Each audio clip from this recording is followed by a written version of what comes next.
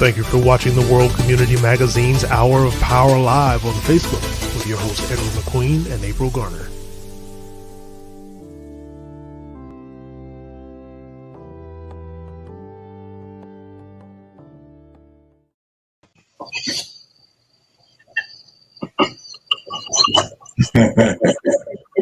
It says time to go live. Of course, I've always known and help. I'm your host, Ed McQueen, on today's program, and we have a really treat for you today. It's all about education, all about scholarship for our students, graduating high school students, and looking forward to getting some very important information from our guest today. And my co-host, none other than Ms. April Garner, APRIL. Garner. But it's always comfortable for me saying that. It's always comfortable just knowing that she's right in our midst here. So again, we want to welcome you to our program, and just want to make sure that today that the information that we're going to be giving out, that you have a very good listening ear, because this could be the difference between somebody being financially set to get into college and not being financially set. So without further ado, April, we're going to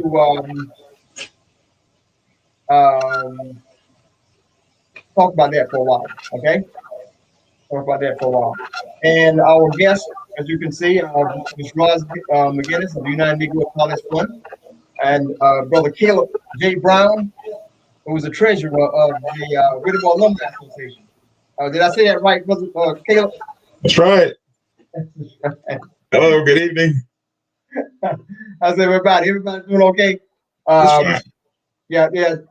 Today we and for our viewers, please hang on. We've got a treat for you somewhere during this program. One last one, we're just going to show you just a little clip of Brother Caleb when he was 28 years old. Cut it out. No.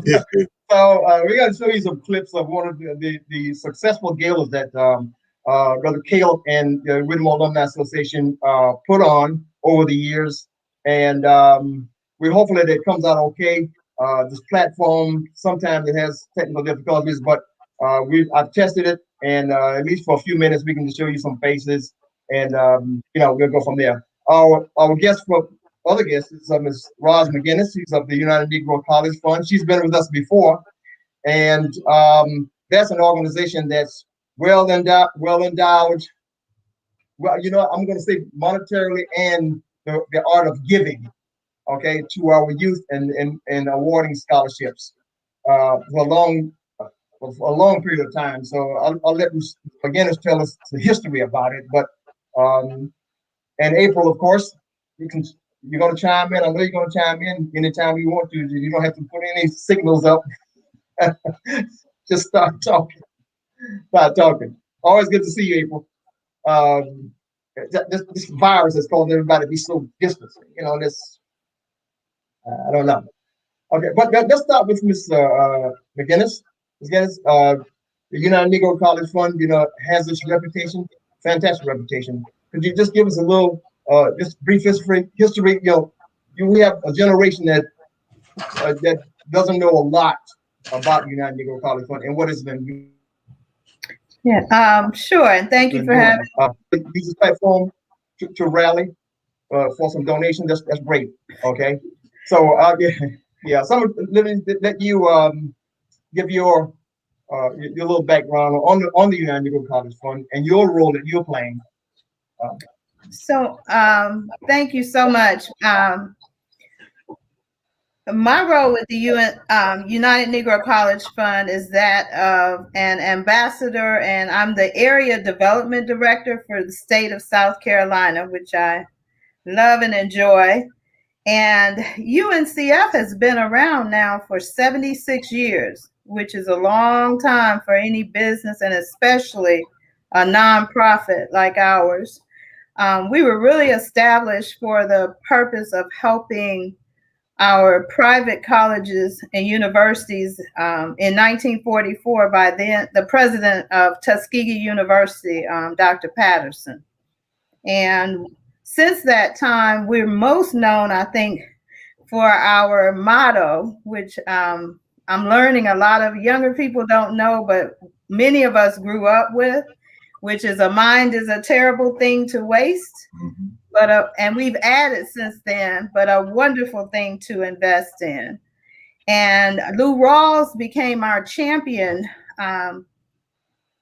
in the early 80s, and was always supportive of the work that we did. Many of us watched the Lou Rawls telethon where there would be stars to come on, and I remember people coming on and giving their checks and helping to support UNCF.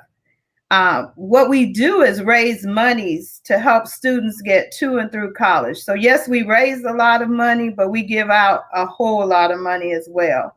Every year we give out over $100 million in scholarships. And it's our goal to ensure that every student that has a dream of going to college can do so. And that's the work that we do. So I'm on the show today less to ask about donations as I am to make sure that everyone that's watching tells somebody else to tell somebody else to go to uncf.org scholarships and to begin to help our young people to learn more about the different scholarships that are available. There are a lot of students who will be graduating this year, next year. Now is the time to really start looking at scholarships. And if you're already in college and you know you need some money for school, or you've had a gap year and you don't think you can go back to school, look at our website. One of the scholarships that's out now, we have one that's specifically for women who have an interest in science, technology, engineering, and math. And a lot of people think that United Negro College Fund only gives money for students who are attending HBCUs. While that's our target audience, this particular scholarship is open to any high school senior, college freshman, college sophomore, or college junior who is majoring in a STEM field. That's science, technology, engineering, math, nursing, biology, all the sciences, all the engineering, computer science. And you need a 2.5 grade point average. And it's on our website. It closes on May 5th. And to fill out the application, you just need to be an African American student, a Latina, Asian American, Native American. So we're open to having you really visit the site and learn a lot more about what's out there. But that's one scholarship that's open now, and it will close on May 5th. There are so many scholarships that UNCF has. It would take me forever to go through them. We have over 400 different scholarships. And there are scholarships for almost everything you can imagine. But I'm going to be honest, if you're watching and you're a parent or a student, it requires work. It's not something you can look at on Monday of one week and not look at it again for 3 or 4 months, because the opportunities come and go. And I know, and I say this because I'm a mom of a college student. It takes a lot to put in to try to get the scholarships, but when you do the work, you can get scholarships. Because I get calls and they say, well, I tried and I didn't get so-and-so and I'm not trying again. That's not the right attitude. I mean, if Oprah had done that, she wouldn't be Oprah today. Michael Jordan had done that. He wouldn't be the basketball player he is today. So it takes a lot of stick-to-itiveness, how's that for a word, and persistence. And like I said, I'm older now, but I used to be where you are, and I realize there are a lot of competing things, but I encourage you the students and parents, if you can, to help your student, or get with an older cousin, relative that might be able to help you to go through it and really put in some time. And just set aside a time. Say on Friday, I'm going to spend 1 hour looking at scholarships and put in one every other week. So if you think about that, that's 26 scholarships. You're going to, one is about, should stick. And I can't make promises, but I'm saying one should stick out of that. So that's what we do at UNCF. As I was sharing, there are so many scholarships, I wouldn't know where to start to really tell you to look. One of the things about our website, it will, if you're an education major or if you're interested in some other things, there are opportunities. You just put in what your major is or what you'd like to see, and there's an opportunity to apply. So that's kind of who we are. You mentioned a particular one, and then you and I were talking about this earlier. It was a scholarship for women. Mm-hmm. Okay, you can kind of give us some background on that and why you were gender specific for this particular case. Well, that particular scholarship, one, because it was for women, but it's for women who are attending any college. It's not just for HBCUs or only a UNCF school. It's open to all schools. So what's the name of it? It's the UNCF F5 Women in STEM, like science, technology, engineering, math, scholarship for 2021.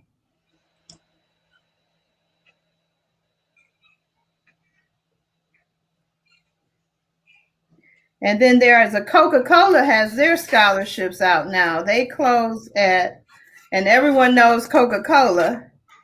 They have their first generation scholarship. So if none of your parents went to school, well, I won't say went to school, finished college, and you are going to college, you're the first one in your family to go, you can receive up to $5,000 a year for 4 years, I'm sorry. And that scholarship is open to students with a 3.0. You do have to be attending an HBCU for that scholarship, though. That's Coca-Cola. Coca-Cola, first generation scholarship. And it typically renews, as long as you maintain a 3.0, you get it every year for those those 4 years that you're in school. If you go to the website and look for Coca-Cola, if you're already a Coca-Cola scholar, that's what we call you when you get that scholarship, you don't have to reapply because you're automatically in the system. So you're going to get it the next one or the next one. So that's a good one I suggest young people consider applying to.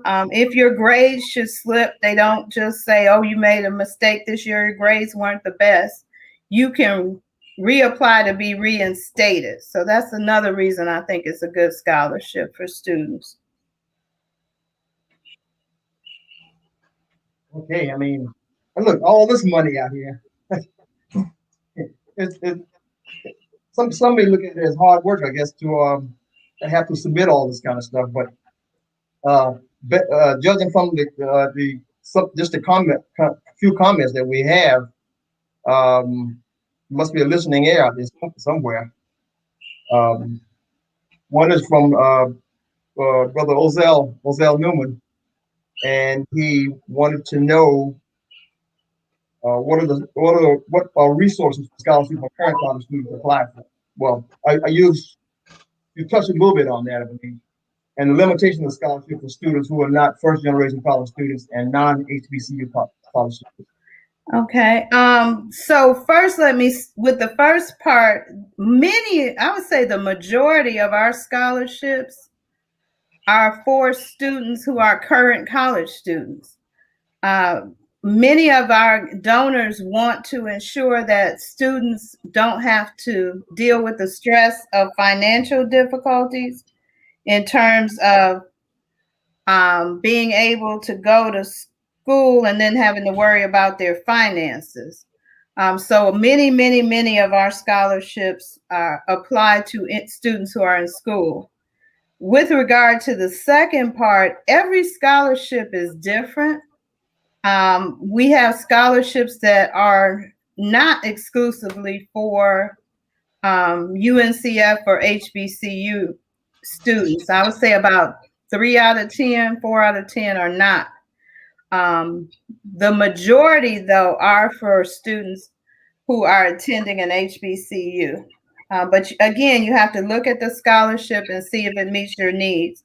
We have scholarships that are specific to a student's major. We have scholarships that get as specific as being for we had this donor had $10,000 that he wanted to go to a student who was going into the medical field, and they had to live in, he's from South Carolina. He wanted the student to be from South Carolina, and it just had to be a senior who would be graduating and going on to some kind of graduate school in medicine.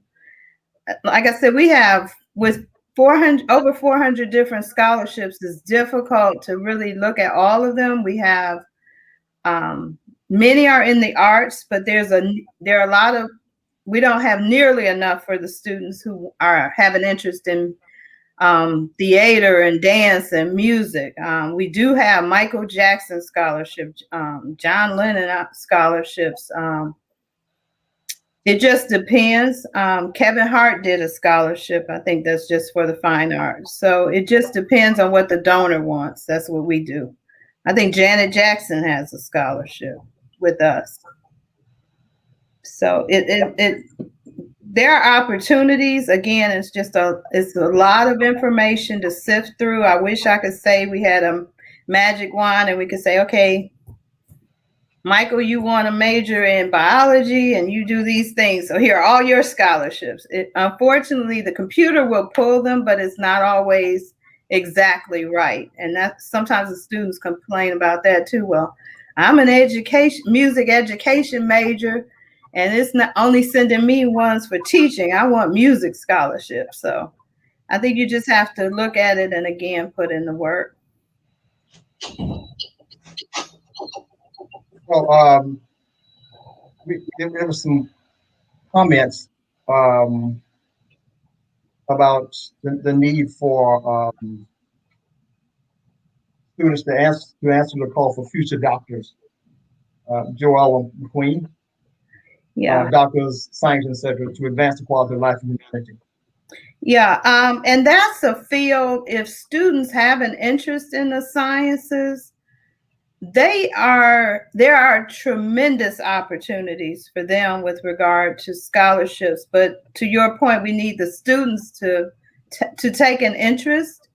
There's a huge need for African American doctors, scientists, researchers.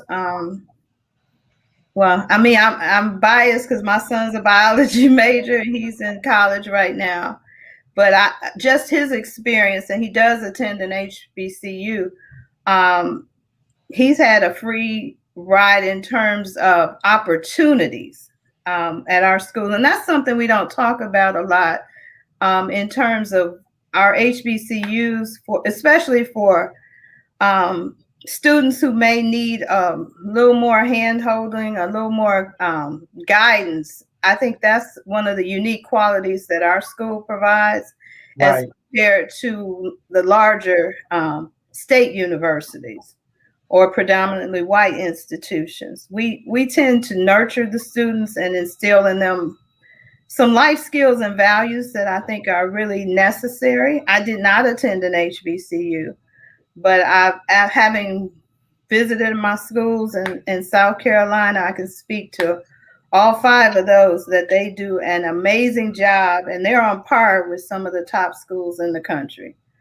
I mean, they have students coming from all over the world to attend Claflin and Benedict and Allen, and our schools are doing great things. And I think many times people don't know about it, and students don't. I mean, chime in whenever you want to, April. I was about to ask, has this been sort of a very good year for philanthropy? Oh my gosh, yes. As a result, unfortunately, because of the tragedies that have taken place with Mr. George Floyd and so many of the incidents that have been amplified in terms of Black Lives Matter and everything that we're seeing in the world, I think a reawakening, if you will, of the fact that we have not come as far as we think we've come. I mean, I'm a beneficiary of the civil rights movement. I've never seen for color only water fountain. My parents have, but I had not and have not. And I think this new generation is becoming more vocal and reawakening the masses to the need to be more aware of social justice issues. And because of that, UNCF has benefited tremendously. Our goal for this year was, oh gosh, I forgot the exact number. I think 23 million. And that's a lot of money. And as much money as that is, we turn away 9 out of 10 students. That's 90% of the kids who apply for a scholarship. That first scholarship, when they say I didn't get it, it's because 9 out of 10 aren't getting it. That's why you have to have applied to more than one. But the reality is it's been a very good year for us financially in terms of fundraising, but it's never enough. College prices are skyrocketing, public and private schools. Absolutely. And we don't want a student to not be able to go to school because of finances, nor do we want them to come out of school with so much loan debt. Right. And the student, like I said, the students have been successful at it, have just made up their minds, I'm gonna get me some money for school. You bug that financial aid office. They're there to help you. Yes, it's a headache. Yes, it's a pain to stand in line. I love working with young people, high school and college students. I'm always honest with them. Is it set up correctly? Probably not. But to get what you need, you got to be persistent and demand that you get the service that you need, and make them aware. Miss So-and-so, if a scholarship's coming out, I'm willing to apply. So they'll start thinking about you. Because it's the ones who go after it aggressively that'll get it. And it's not about being extroverted or introverted. I had students say, well, I'm too quiet for that. You make a phone call, send an email and get the same result. You don't have to be loud about it or extroverted about it. You can still get the same job done. And I think it's being an advocate for yourself and hopefully having someone that can help you along the way. Many times, counselors, an instructor or professor will take an interest and start forwarding you information, but you've got to act on it. Because if you don't, they're going to go to the next student. And April probably can speak to that better than I can, because that's our line of work. What do you think, April?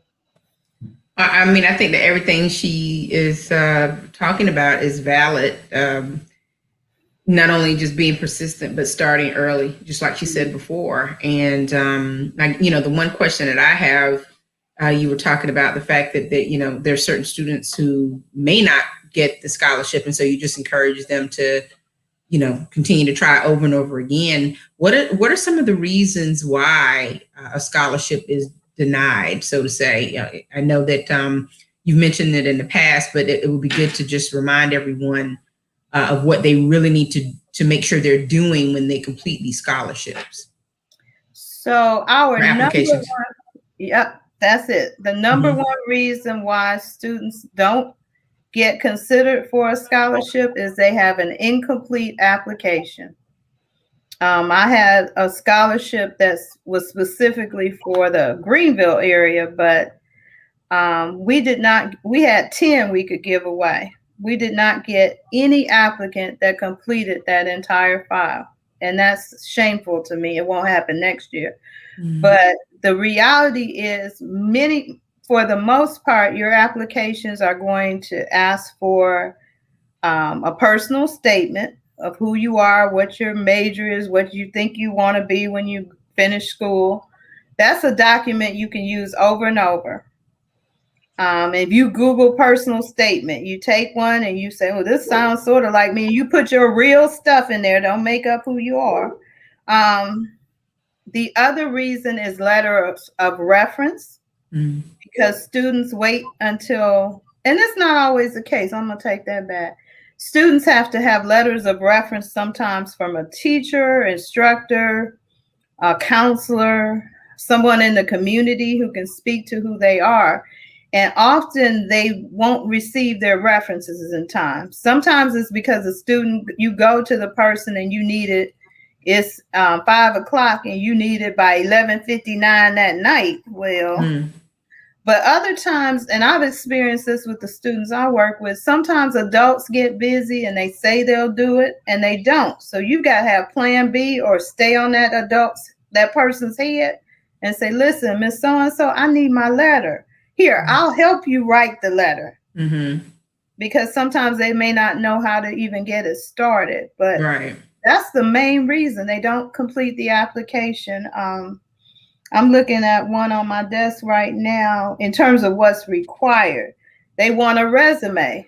Sometimes students haven't worked, but you can do a resume that outlines what you've done in school. What are your student resume? Yep, a student resume. And having those things ready, because once you get them going, you're going to use the same documents for the most part. And if you can get someone to give you a really good reference, you can use that reference on 20 applications. If it requires them to upload it, it's a little more challenging. But again, if you have a general reference, it's easier for that person to just get on the computer and send it for you. But that's the number one problem we have, are incomplete applications. And that breaks my heart, because many times the students really need the money, but they just either don't know how to or don't make the time to complete the application. They'll start it. That's the other part I don't know the answer to that. Well, if the application is comprehensive, sometimes it's just like with anything, like the financial aid application, the FAFSA is a beast, and people get started and they get discouraged because they don't want to complete all the information, or they don't have everything ready. They underestimate what they should have ready before they actually click on the application. And so, all we can do is just continue to educate the public on what's needed and how they must prepare before they even get started. But, I think this is a good time to challenge some organizations that are actually working with the youth to make this a part of their initiatives, not only helping students to find scholarships. I'm sure if we do enough research and we dig long enough, we can find links to applications for scholarships. But, taking it a step further, to actually help the student to complete the application. So, there's some organizations out there like Educate Our Youth, which is a nonprofit organization that is run by Janet Keith Thompson in Conway. And she not only helps to prepare students through, SAT and ACT workshops, and she right now is doing the virtual college tours, where she has representatives from mostly HBCUs on her shows, and they are talking about all the requirements to get into school. Most of the time, the requirements are 2.5 or maybe even a 2.0, and above. But the scholarship portion of that, she definitely has a connection to resources, people who would be able to help young people and their parents to complete these applications. So if you're a parent watching now and you are, just in need of some help, sometimes we have time restrictions and we just don't have time because we have a lot of other things going on in life.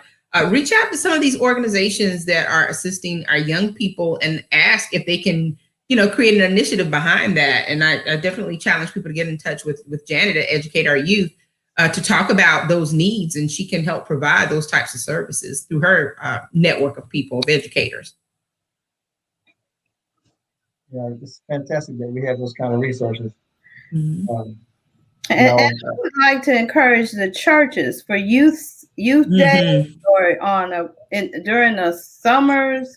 having higher ed or educationship day. I enjoy doing those. I mean, we're virtual now. I used to just come out and do them whenever I was invited. I love working with the students. I miss it. And there are a lot of people within your congregations who can assist because they've either been there and they can really talk about it and really relate to the students, but also sharing that information. I think there's a lot of opportunity there to engage with the youth as well. Well, Roz, maybe there's something that we can get together on, and I think as a collective, it would be a lot more impactful because sometimes you have churches that want to do it, but they don't have the technology, or they simply don't have the resources, or even just people in place who would know how to do that. So maybe you and I could put our heads together on how we can actually bring everyone together in that respect, and do some type of a workshop of some sort where we're showing students more information about how to create their essays or how to complete the applications, showing them examples, and if they have any kind of doing a Q&A. I mean, that's just an idea off the top of my head. I think we could sit here all day and kind of talk about what needs to be done, but just pulling it together and committing to it is one thing. And I know that that's something that even World Community Magazine would definitely commit to as a part of even summer enrichment. I mean, why Absolutely. not? So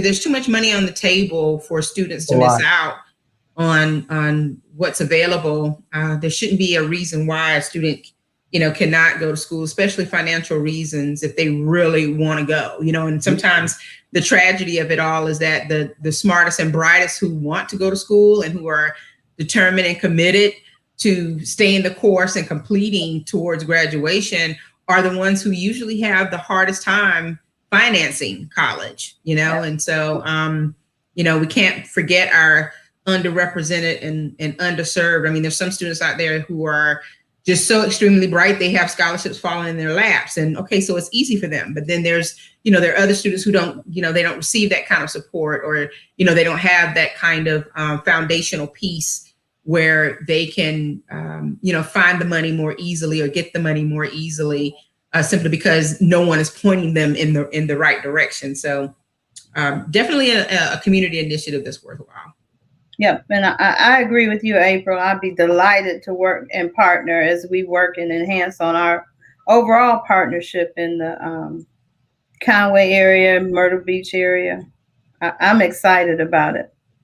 Well, earlier you gave me some figures for what the Old Georgetown and the Conway area raised. But before we get to that, I just want to take a commercial break, and then we're going to come back to and talk with both of you, you and Caleb, Roz, and especially we haven't touched with Caleb yet. I'm sure he has a lot right there. He's looking down as if he's got a whole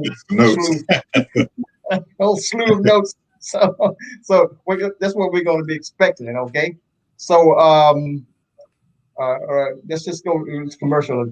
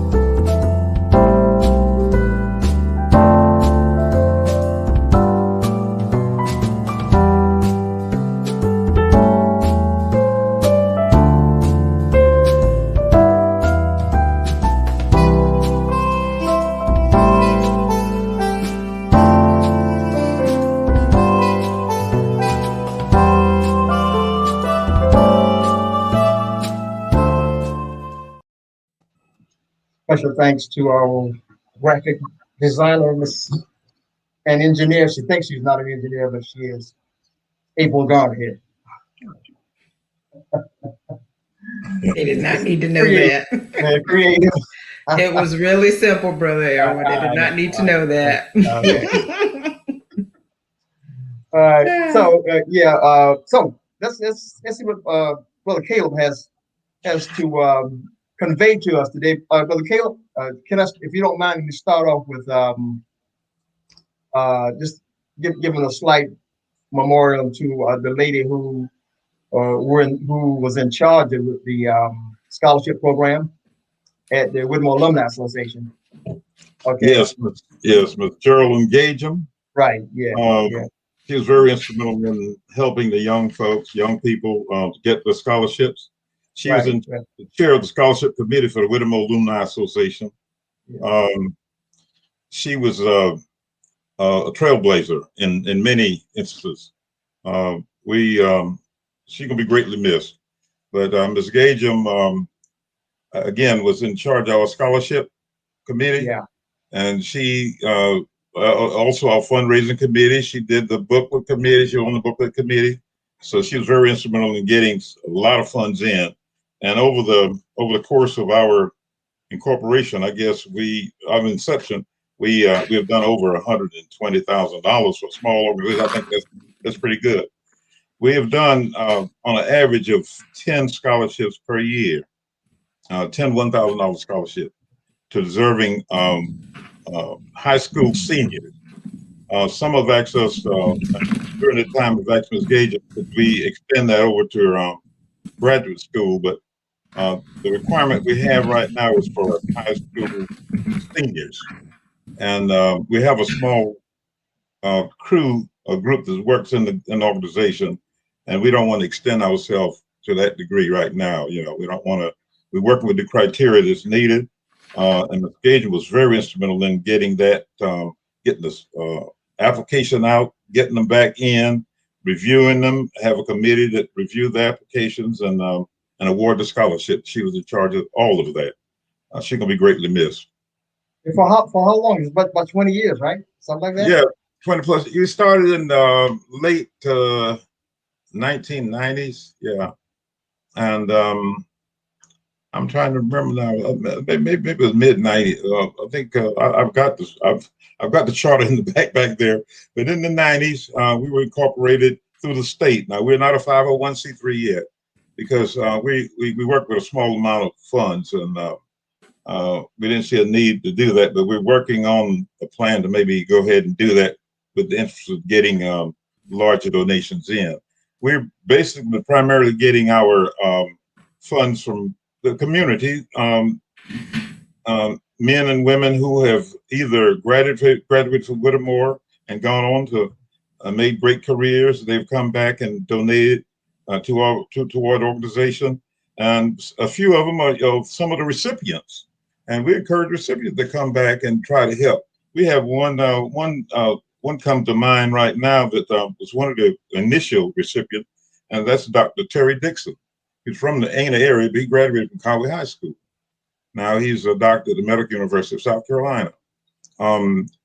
We'd like to hear from these students, these former students and recipients. And we'd like for them to encourage others to apply. And I like the idea that Ms. McGinnis brought the word persistent. A lot of time we get these students to get the application. And right now, I think the applications are out for the scholarship. And we'd like them to go ahead and not to put them aside. Go ahead and get these scholarships and complete them, get these applications and complete them so that we will be able to work on them and have the time to work on it and get them out to them. Normally, as I said, we've been doing in the past few years at least 10 $1,000 scholarship. And we'd like to increase that. And the requirements, basically, I was listening to Ms. McGinnis, some of the same requirements for her scholarships as for ours. There's GPAs, there's community involvement, school participation, those kind of things. So it's not hard you just got to be persistent and go ahead and get this information and fill out that application and get it back to us. I think the deadline is sometime here in April. April 15th, is it? April 30th. It's April 30th. Okay, April 30th. Again, I'm not on primarily on that committee. I'm the treasurer, but Ms. McIver now was working with us on that. So April 30th it is. Sometime we have to extend that period because of last year we did it, I think, because of the coronavirus situation. But this year I think we got April 30th as the deadline.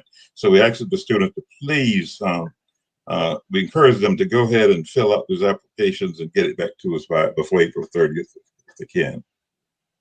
But yeah, so any parent, students who are interested, you can actually contact the co-chairs of the scholarship committee.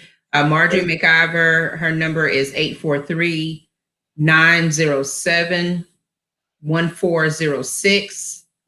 That's 843-907-1406. You can also email her at McIver, and that's MCMCIVER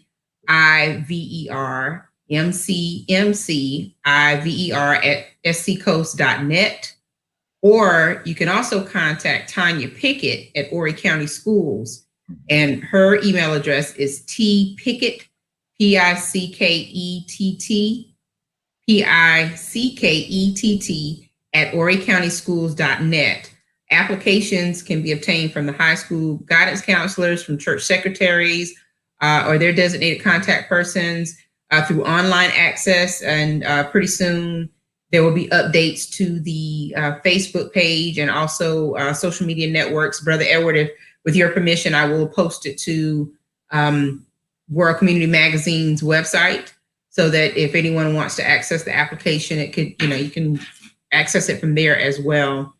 And also, as far as what Mr. Brown was talking about, there is certain criteria that you have to meet in order to be eligible for the scholarship. Mr. Brown, do you want to go over that? Do you want me to go over it for you? Yes. Well, one of the main one I want to be aware of is the parent. There have to be a relative that what we want to do is to keep the Whittemore legacy alive. We want people to be aware of the Whittemore. So the student need to be a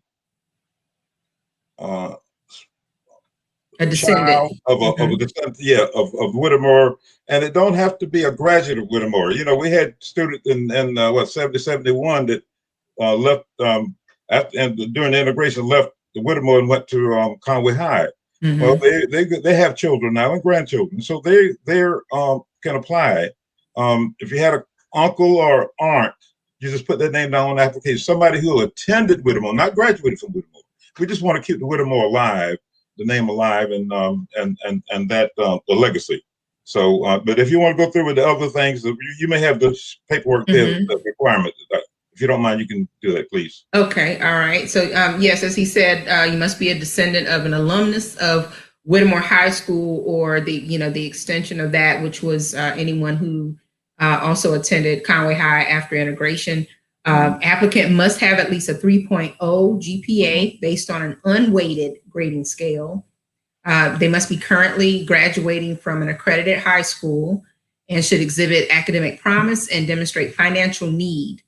The application should include a letter of recommendation from a teacher or another adult who can provide a character reference of the applicant. This person cannot be a relative. And so, again, that's one of the things that I was talking about as far as working with Rosalind and, other persons who are interested, as far as, even showing students what that looks like or what that could look like as far as a letter of recommendation. The applicant should attach a wallet-sized photo to the required personal statement. So, there's 6 things. That's the criteria for consideration for the actual scholarship. And then there's an actual application that you can complete. And again, I can post this online and also post it to the World Community Magazine's website, and you can just print the application off and make sure you complete the entire application. If you run across a blank and you don't have any information for that, just put not applicable in that blank, but complete the entire application. And even the financial information is not to get in your business. The financial application is just to determine the financial need as indicated by the family's financial circumstances. And so if you just, select one of the income levels, this information is kept confidential. It's only shared with the committee members who have to review the applications. And so, you don't have to feel like this information is going to be politicized or anything like that, or publicized. So, and along with that, Ms. Garnett, we try to utilize the honor system there. When they do put that information down, we hope they are being honorable and putting the right information there on the income. So that, but we use the honor system. We don't go in and verify anything. We just try to work with them as hoping that they'll put down the right information that need to be there. Okay, that's awesome. And then also there's a piece that needs to be completed by an authorized school official. And that piece is the verification of the grade point average, class rank, and there must be an official transcript attached with the signature of the applicant, the school official, and the official title. So once again, if you want a copy of this, it has the application also has the information on where to send it. It must be submitted no later than April 30th, and include the date at the bottom. So there's actually a personal statement prompt on this application. So, you can take some time to think about it before you begin writing. I don't know if there's like a word limitation or anything like that, meaning number of words. I would imagine that, if you complete this sheet with your personal statement, then it's fine. But there's a statement that you should read and then create a personal statement based on the prompt that is given, and just make sure the application is complete and you have all of the pieces before you submit this application. So in other words, if you don't have access to your transcripts or can't get that official piece completed by a school official, do not submit the application. Make sure you have everything together before you submit this to Ms. McIver or to Ms. Pickett. So that's the information that I have. Yeah, April, here's what I've gotten complaints about. Well, not complaints, but people not knowing what to do. If the student is not coached well, or have somebody there to mentor them about filling out the application. It's that point when it comes to blank and getting back to what you said about NA, you can put N/A on there. They're completely, from what I've seen, lost about it, and a lot of times that suffices. Okay, but they get tripped up over there. Sometimes they just kind of like fall apart and say, I can't feel it. I can't finish that out because I don't know what to put yet. Then the deadline goes and passes by them, and then, all they had to do was just put not applicable N/A. But and surprisingly, some adults don't adhere to that. Okay, and say put N/A. So I just wanted to bring that out, and maybe that's what they need a little coaching on, or anybody who's filling out an application for that matter. That's sometimes that suffices for what you're trying to do, and something you don't know or not applicable to you. Just put N/A, not applicable. Well, Brother Edward, you have a couple of videos from some Whittemore Alumni Scholarship recipients. Are you prepared, ready to show those? I think it would be great, and it'll drive the point home. Before we do that, I also want them to know that these students can get the application from any of the high schools in the county. I think it was sent out. The application was sent out to all the guidance counselors throughout Horry County. So I want you to make it clear that they're available. The applications are available. Just contact your guidance counselors. Yeah, we made note of that earlier. Okay. Yeah. Okay. The videos I'm just going to give you a preview of that I'll be showing is done in 1995. It starts off with the videos of the students is what I'm talking about. The two students. Do you have those? If not, I can share them. No, I don't. Would you please? Okay, I sent those to you. All right. So we have two Whittemore Alumni Scholarship recipients, and I think seeing these two young men will drive home the point of why it's important to make sure you at least attempt to apply for the scholarship, or, make an attempt to complete the application, to see if you can be awarded a scholarship, because it helped them both tremendously. So I'm going to give me 1 second and I'll share my screen here.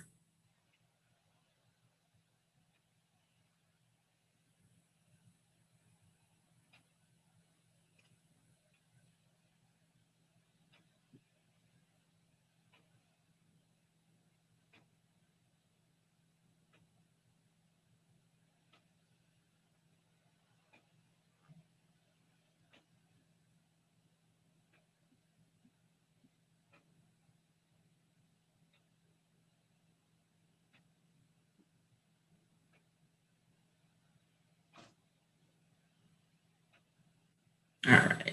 This is Christian Newman. Okay. Ozell Newman's.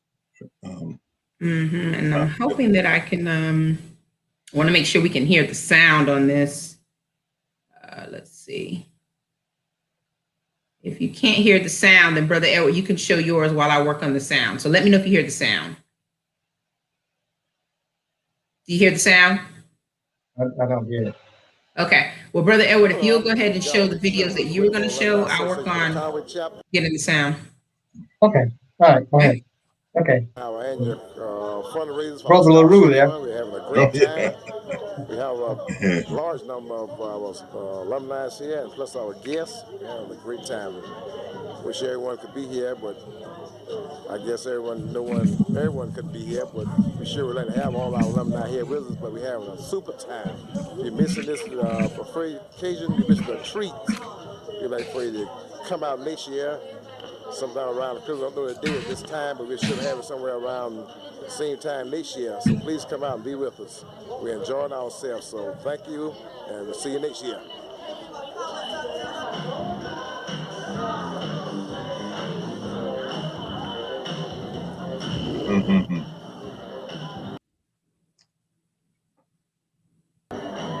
Sometime. There she is.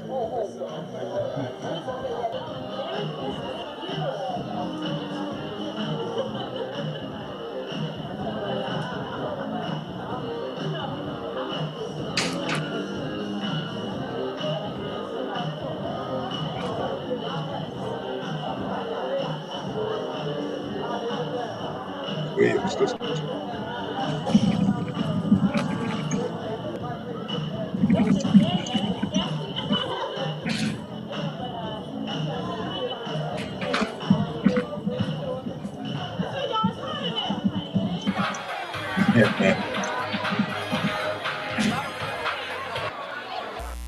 Well, that was the amateurism that of the club there at that time. Kudos to Miss Avant. She was our roving reporter, and this was one of our earlier ones, and the sound was just cut off just slightly, but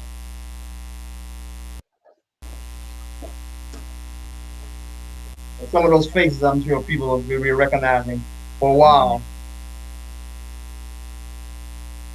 And they're no longer with us now.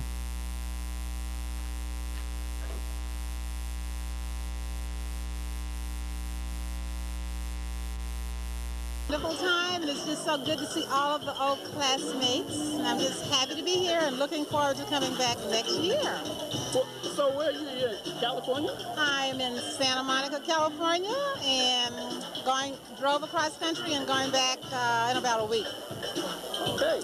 Okay. Miriam Graham. Miriam Graham, that's right. Class of 1965. Lord have mercy. Making me younger. Look at the camera. Hi, how are you? Fine, thank you. You having a wonderful time? Yes. Wonderful time. Now move over. What's your class? 71. I didn't graduate from Whittemore. Look in the camera, sir. You having a wonderful time? Yes, I am. we're having a delay in Class of 1970. synchronizing the audio, the sound with the photos. This was actually almost in high definition, but And what class are you? getting across Five. on this I'm platform has Trinidad. been a challenge. Hey.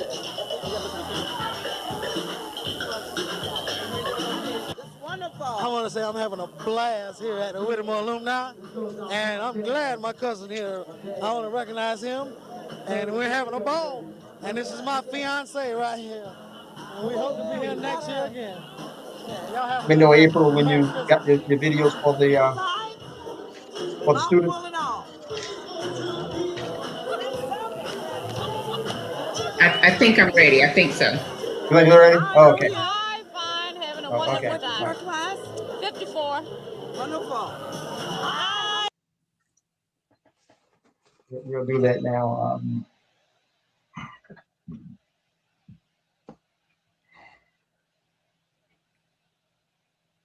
You ready? Yes. All right.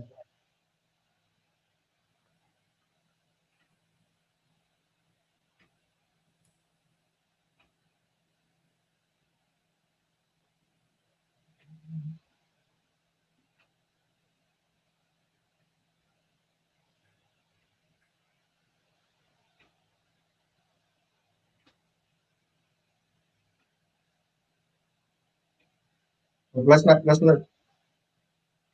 Actually, that should come from my end. So let's not blame April for that. We're not seeing anything, April, but I guess I'm at fault on this because if you send it to me, then I probably should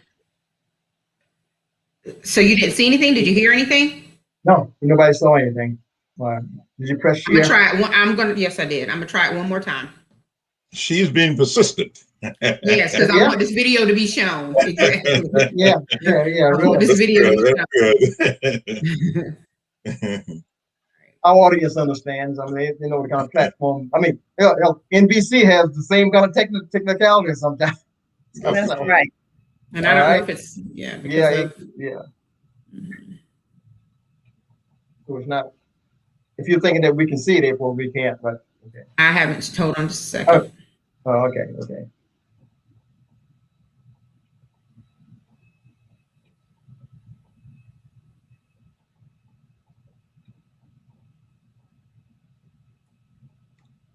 Okay, brother, you have to share it on your side.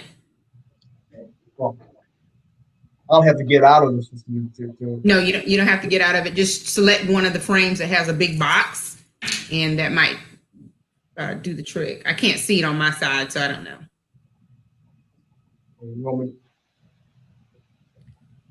April. Do you see the video at the bottom? No. See what I can get anything on. And so you don't see the video at all. I don't. Okay. Yeah, it's. I think it's on. I think it's on your side. Yeah. Okay. But yeah, Okay. you have to share it on your side if I'm Yeah, trying to. yeah. Okay. All right. Well. Yeah, look, we're gonna have. Well, next week we're doing a schedule to do the same thing almost. Okay. We have, and we're gonna show not just one of the students' videos, but my understanding is 2 or 3 more. Ms. McIver is trying to get. Okay. So we look forward for the same thing next week. Okay. And we'll have Mr. Thomas Lattimore, one of the people who gave out scholarships in his name, in one of our last medical correspondents named Dennis Lattimore. Thomas Lattimore will be on to share his information regarding the scholarship money that he has in his brother's name. Okay. Very good. So we're not at a loss here. So we'll. It's all for a cause, good cause. But in the meantime, I'll give you a couple more minutes. Just a couple. Yes. If you know these people, I mean, it's 63. a lot of them are deceased. You know. James Walker. Yeah, Booby Walker. Yeah.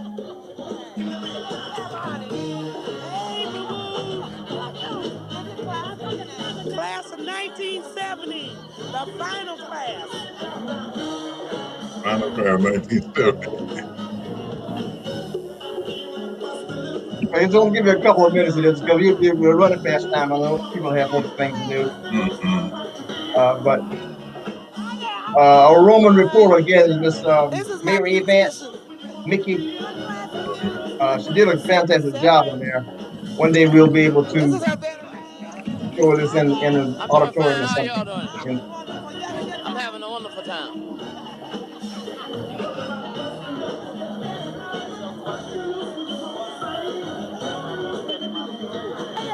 How are you? I'm not doing too good. Why? I have no clue. This was our golf winner today. This is James Benning. He's on the PGA circuit. What class were you? Say that again? What class were you? What class? Yeah. What you mean what class? Whittemore class. Hello, Mary, man. Are you having a good time? I'm having a great time, Mickey. Wonderful. James Thank Benny. you, Mick. Bye, everybody. What you asked me, yes, I'm having a great time. All my friends here, I haven't seen them in many years, and especially you, Mickey. You're my favorite. I love you.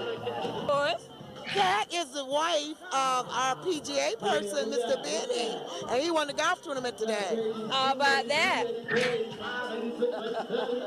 Having a good time? Really good time. And what class were you? Oh, yeah. Class of 71. Oh, okay. And your name? Sherrod Woodbury.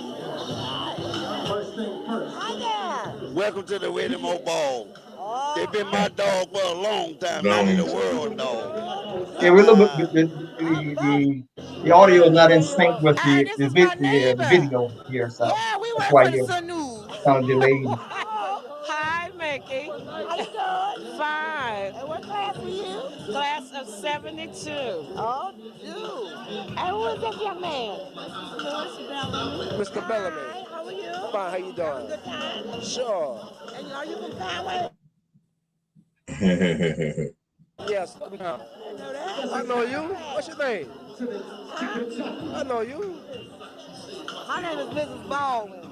I know you. You do? Miss And you know, Baldwin. this was good to have. We didn't. Miss Baldwin. It was a fundraiser, but it was mainly to get alumni together. Their Jolene families would owns a come, boutique. and we had to always have it around Conway. Christmas time, around December. Your class, Jolene? So that 1975, that was all the your time old that most asses. people from away And would I'm be the coming young one home out to of the visit their group. families. And And who do we have here? we had a booklet Wyoming Dennis. program going at the same time, and we made money off the booklet. Born and raised. But the dance was, the fare was good, but 63. being in Myrtle Beach area, it was very expensive to have it over there. But it was good getting the people together. That was the main thing. Was we wanted to continue to have it because of it was pulling the alumni and their friends and family together. Would have been the class of 58.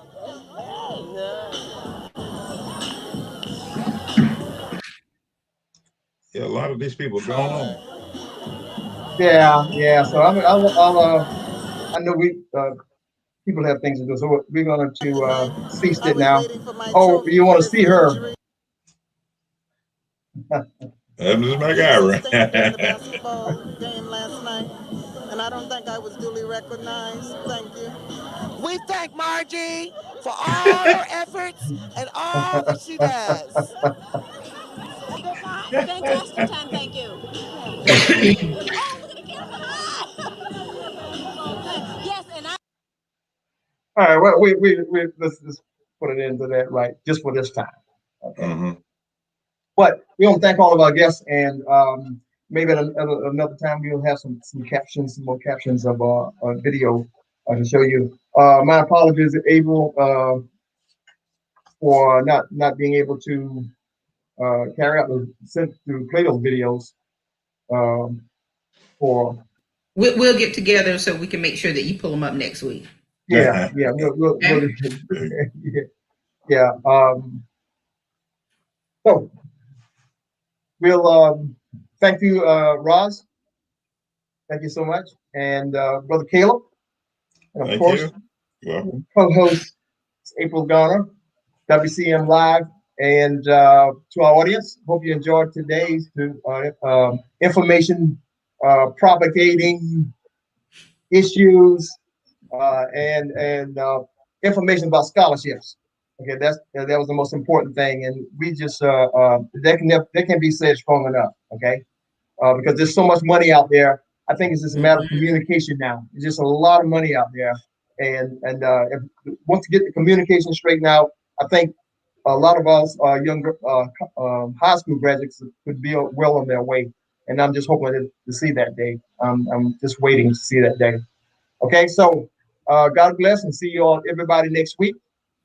Right. Same time, 7 p.m. Right here on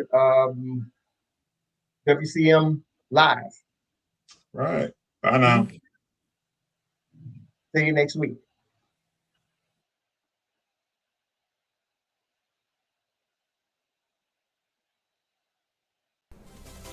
Thank you for watching the World Community Magazine's Hour of Power Live on Facebook with your host Edward McQueen and April Garner.